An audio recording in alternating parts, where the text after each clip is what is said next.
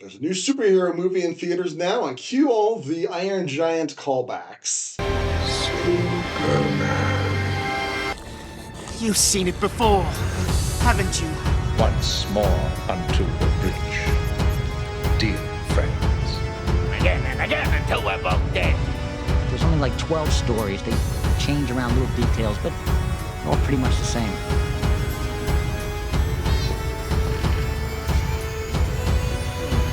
Deja vu.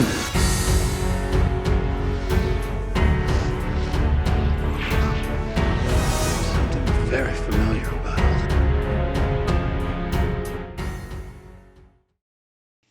Hello, welcome to You've Seen It Before, Movie Reviews Connections of Mind.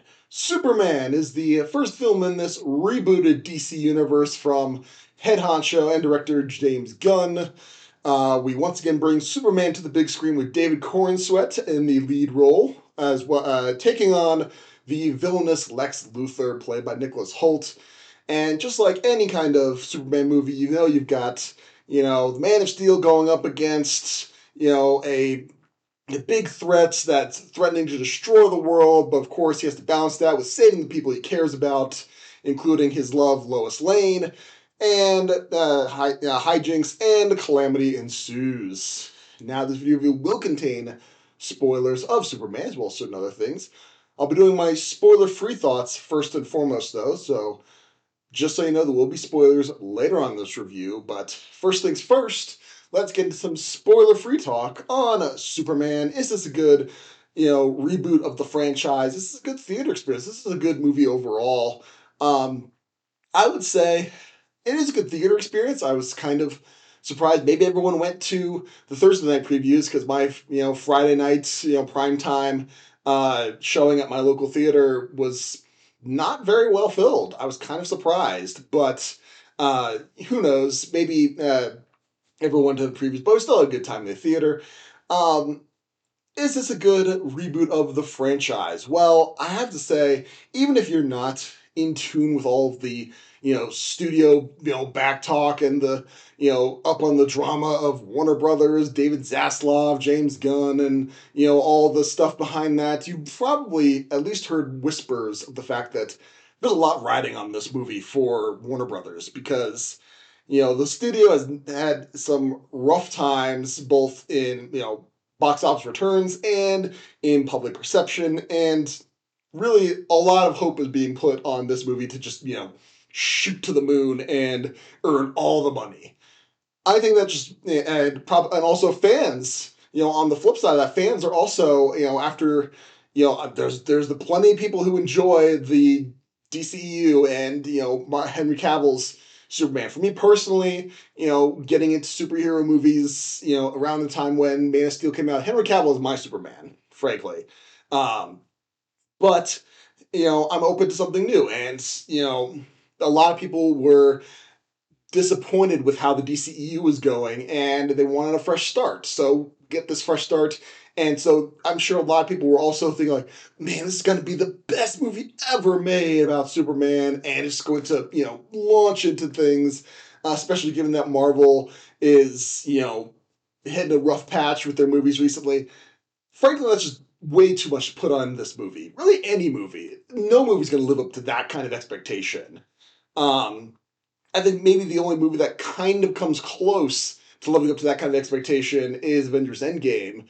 And this is no Avengers Endgame as far as that front. But that doesn't mean there is a lot to like about this movie. First of all, let's just get this out of the way first. David Corenswet as Superman, he's great. I love this guy as Superman. He's got a great mix of, he's got the quippiness down, which, in a James Gunn ridden vehicle, you'd expect him to have that kind of charm and quip to it, but he also plays the serious moments very well too. When he's, crying in anguish at someone who gets killed, you buy it from this guy. You buy that this version of Superman, can't even let a squirrel get crushed by a giant alien monster thing.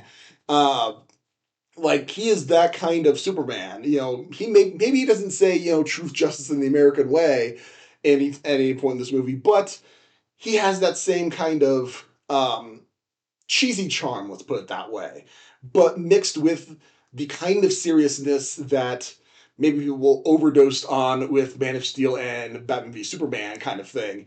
Um, it's a good mix, and David Cornswell does this very well. Same thing with the other main stars in this. Rachel Brosnahan as Lois Lane.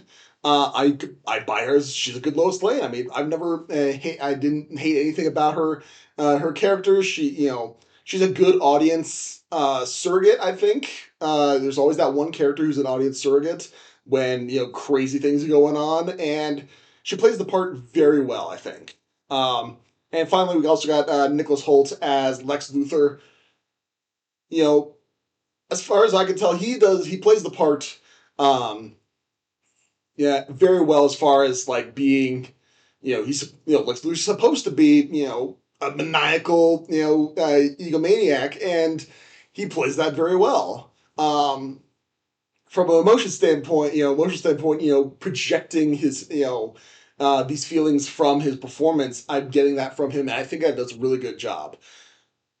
Where I think this movie falls down a little bit is in the writing because there's a lot of exposition in this, and I was somewhat concerned where we are fast forwarding through a lot of backstory in the first title scene because they have a whole thing where it's like 300 years ago, the first metahumans evolved. 3 years ago, 30 years ago, Clark, young Kal-El landed in Kansas. 3 years ago, he started his career as Superman.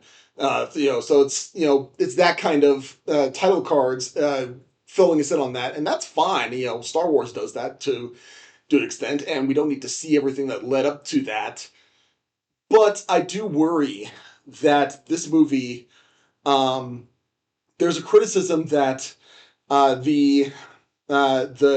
people, especially film critics, level against the live action Disney remakes that that they don't like those movies because they feel that like the people who make them feel like they don't have to do the work. You know what I mean? Where something like the live action Lion King, for example, people are like, oh well.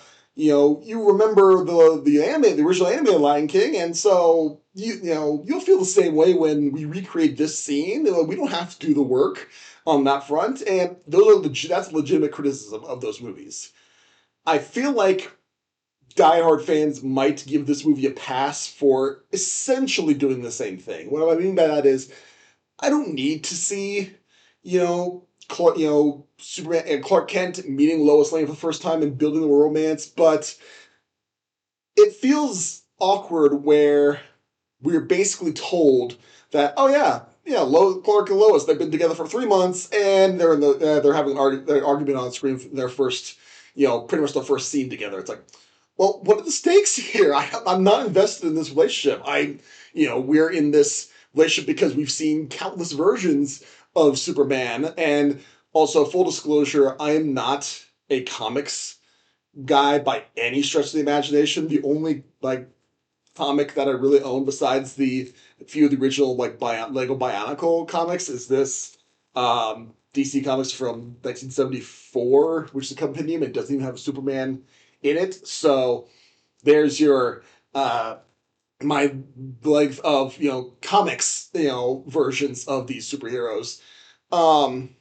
But like I said, I don't need to see the beginning of Clark and Lois' relationship. I don't need to see him crash land to Earth and get raised by Mom and Pa Kent. I don't need another scene to say oh yeah, this is when Lex Luthor and Superman first meet. It's like, yes, we don't necessarily need these scenes, but it felt like they replaced the work that was supposed to go into that with, oh yeah, here's some quick expedition. Oh yeah, Lex Luthor hates Superman. Yeah, why? Don't worry about it. Move on. And then it's like, oh yeah, Superman grew up in Kansas. Yeah, okay, cool. And oh yeah, these other metahumans are here. The Justice Gang, they're doing the thing. Who are they? How do they meet? What are they doing? Who cares? Just move on. And it's like, it feels like you're coming into a series of I mean, I'll use the example of Star Trek novels because that's what I'm more familiar with.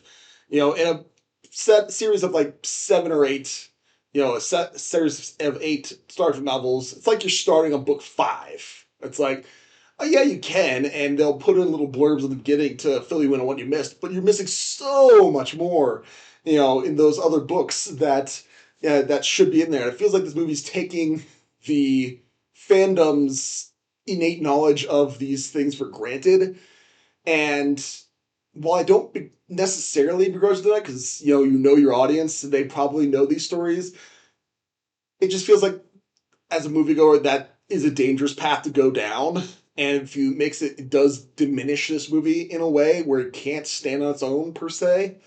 Um, but that's where I think the writing does kind of let us down a little bit in this. Also, I think where this movie does, well, there's some very fun elements. Like I said, the Justice Gang. You've got you got Harkle, you got Guy Gardner, played by Nathan Fillion, the one Green Lantern, and the standout of that is Mr. Terrific. There's some great scenes with them, but between them and there's some other characters that get introduced later. I don't remember if they're in the marketing material, so I'm not going to spoil anything right here. This movie does feel overstuffed. And when the movie gets overstuffed like that, characters are not going to get, the full amount of potential that, of exposition and development that they probably should.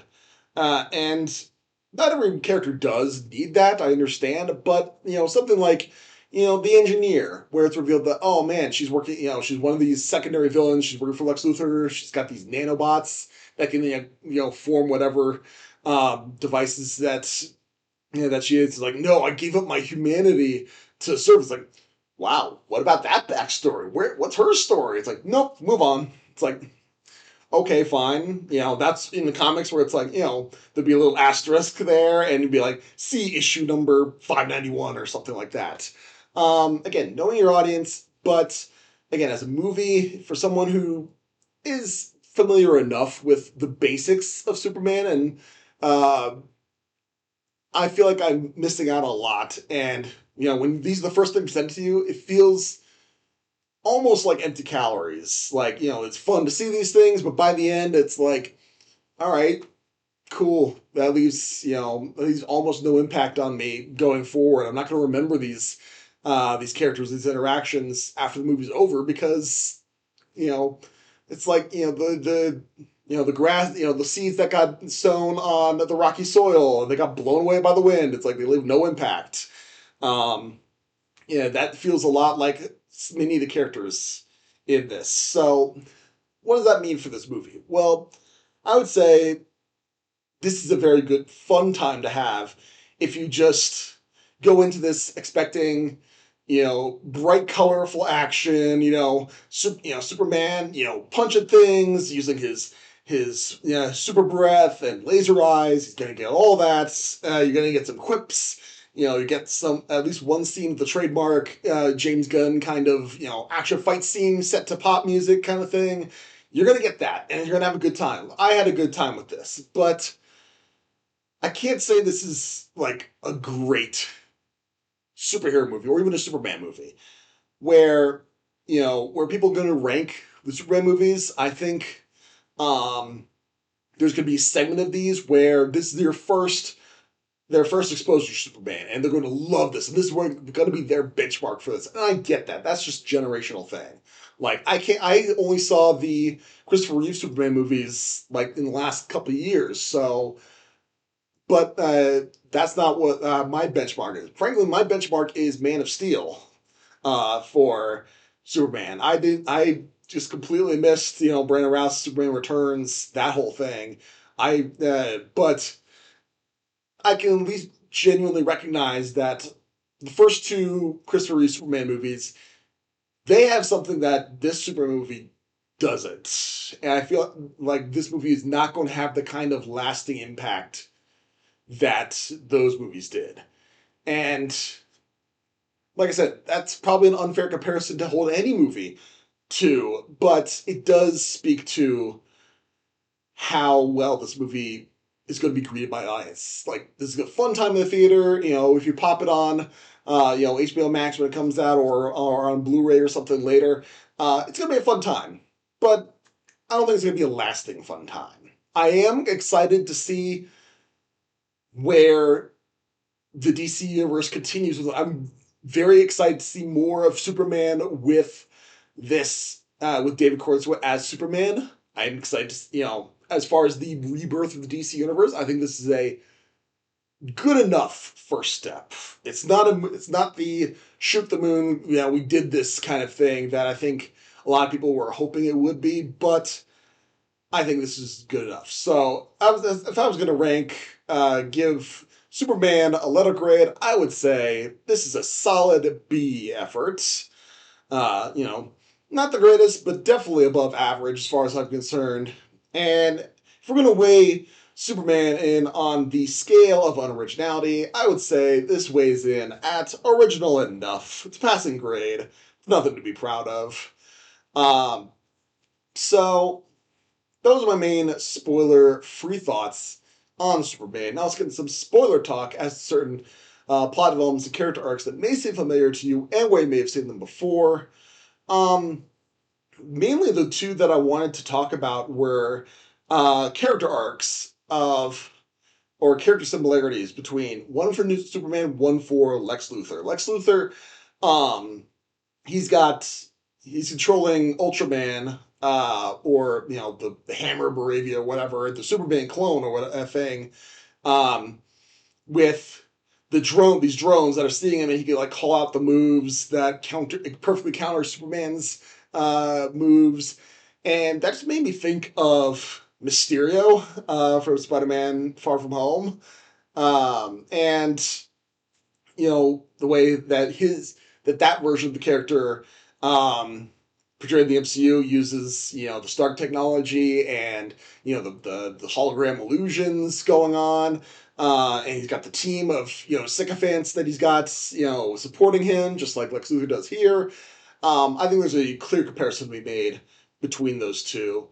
And finally, I'm sure I'm not the first to say something like this, and I'm sure this is popped up on several Superman analyses over the years, because this is a character trait that's been around for a while. But when seeing this movie, the big twist that Lex Luthor is able to reveal the second half of the message that Kal-El has been seeing all his life, of his parents being like, "Oh yes, you're the light of we love you so much, my son," and then the message takes a hard turn where it's like, no, you need to conquer the earth, lord over them, cultivate a harem, and spread your genes about as many as possible. It's like, whoa, that took a turn.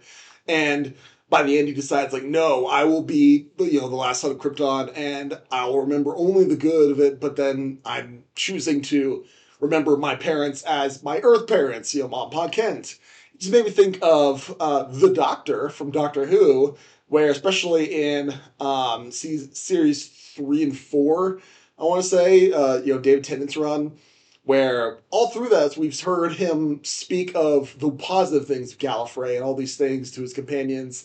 And then when we finally get to see, real Gallifrey, beyond the Master, who's a psychopath, we see Gallifrey come through and he's suddenly very scared of them. And they're like, well, what's going on? I mean, we've always spoken very highly of Gallifrey. It's like, yeah, well, that's how I want to remember it. That's all the positives. I've been leaving out all the terrible stuff that these guys have been doing for so long. And it's like, yeah, there's a certain element of selected memory of your own past. Remember the positive and don't dwell on the negative sort of thing that the Doctor's got going, and I think Superman starts doing by the end as well. So those are my main spoiler thoughts on this. I will say, the new Supergirl, she looks, it'll be interesting to see this iteration of Supergirl. I had to drop off of the CW series after a while just because the writing, I think, kind of went worse after a while, as far as I'm concerned. But Melissa Benoist as Supergirl is really good, and she's my benchmark for new Supergirl. So I'll be curious to see what they do with the character going forward. And you know, I'm probably going to be a minority here, but I'm a cat person. Crypto the dog, really did nothing for me, and I think they overplayed Crypto. So I'll just leave that there so all the dog lovers won't come pouncing on me. What did you think of Superman? Did you like it? Did you not like it? What about my analysis? Do you agree, disagree? Did I miss something? Let me know in the comments down below. Thank you so much for watching. I appreciate whatever audience I can get. Be sure to look for my next movie review, which will be for Fantastic Four, The First Steps, coming out July 25th, I believe. And if you like this video or any other video on my channel, please give me a like, share, and especially subscribe. I would very much appreciate it. Thank you so much for watching, but just remember, there is nothing new under the sun. And yes, you have seen it before.